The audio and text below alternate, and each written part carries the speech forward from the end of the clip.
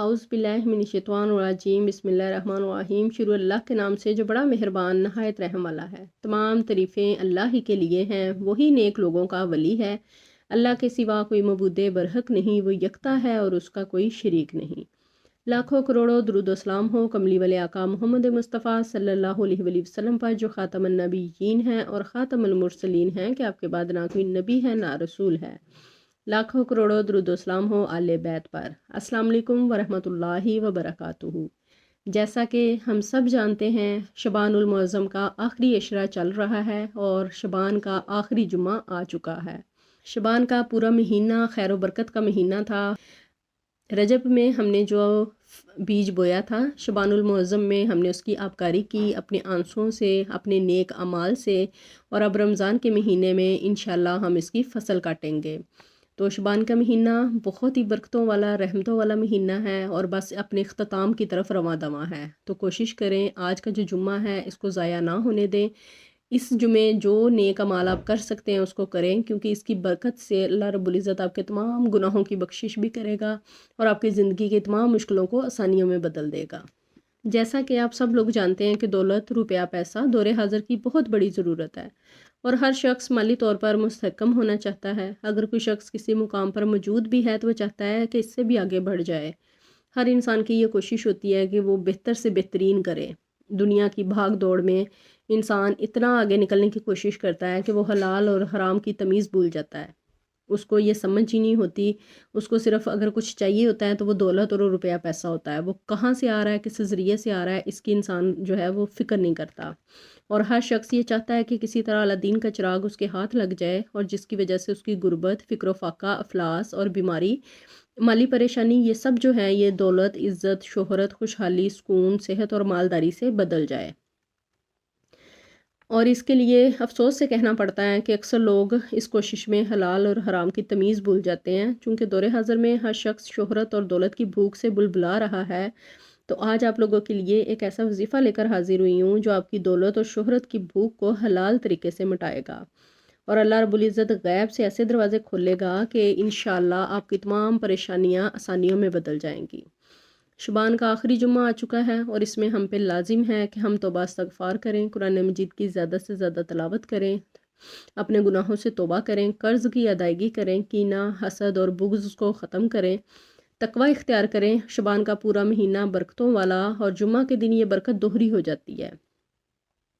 वैसे तो हमारे पास पूरा महीना ही था कि हम बरकतें और रहमतें समेटते, लेकिन आज क्योंकि जुम्मा मुबारक भी है साथ, तो इसकी जो बरकत है वो दोहरी हो गई है। शुबान के महीने को उल्मा ने इसकी बेपनाह बरक़ात और फ़ज़ाइल की वजह से फ़र्ज़ नमाज से पहले अदा की जाने वाली सुन्नतों से मुशाबहा करार दिया है।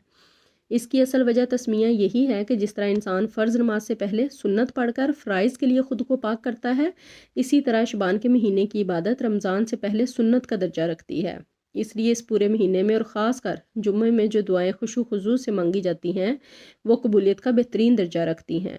इसीलिए आज बहुत ही ज़बरदस्त वजीफ़ा लेकर हाजिर हुई हूँ। इसको करने से आपकी तमाम परेशानियाँ आसानियों में बदल जाएंगी। अगर किसी बहन भाई के रिस्क में कमी है तो वो भी इंशाअल्लाह दूर हो जाएगी।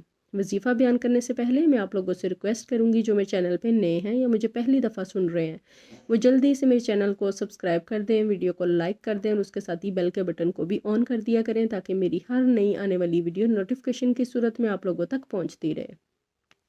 जज़ाकल्लाह। जो वजीफ़ा मैं बयान करने लगी हूँ इसको आपने बहुत तवज्जो और ध्यान के साथ सुनना है। वजीफ़ा कुछ यूँ है कि आपने नमाज जुम्मा के वक्त 2 रकत नफल फ़राख़ रिज़्क़ के लिए पढ़ने हैं। 2 रकत नफल फ़राख़ रिज़्क़ के लिए आपने पढ़ने हैं।